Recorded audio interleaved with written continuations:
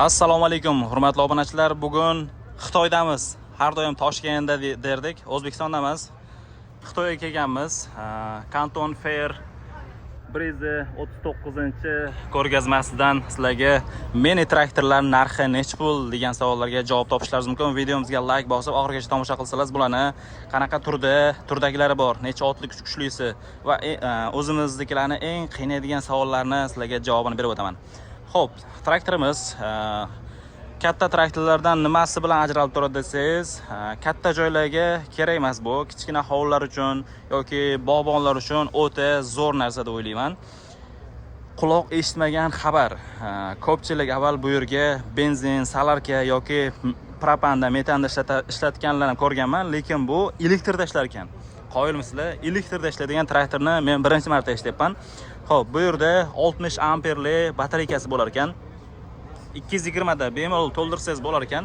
220 da to'ldirib, bemalol ishlatsangiz bo'lar ekan. Xo'p, rollari gidravlika ko'rasizlarmi? Hozir qo'shilgan variantini ham ko'rsatib o'tamiz va bu yerda o'zini mahsulotlarni solishga, qulf deysizlarmi, kalit deysizlarmi yoki kluchlarni solishga ham joylar bor. Va eng qiziq tarafi, mana bu orqasidagi komplekti o'sha narxni ichida. Narxini ham hozir aytib o'tamiz so'rab olganimdan keyin. O'sha narxni ichida bo'lar ekan. Va yana bitta qiziq tarafi, xohlasangiz buni pulik variantini, xohlasangiz gusinista variantini ham olsangiz bo'ladi. Buni narxi hozirgi turgan joyda наличида $1900 ga berilar ekan. $1900 faqat shu yerdan sotib olsangiz, bu narx nima desam ekan? Konteyner hisobiga olinyapti. Agarda buni dona olaman desangiz, bizda ishonchli kargo logistika xizmati bor. Bemalol pastdagi raqamlarga aloqa chiqsangiz bo'ladi. Ozgincha qimmatroq bo'lishi mumkin, lekin birinchilardan bo'lishingiz mumkin. Nima deb o'ylaysizlar?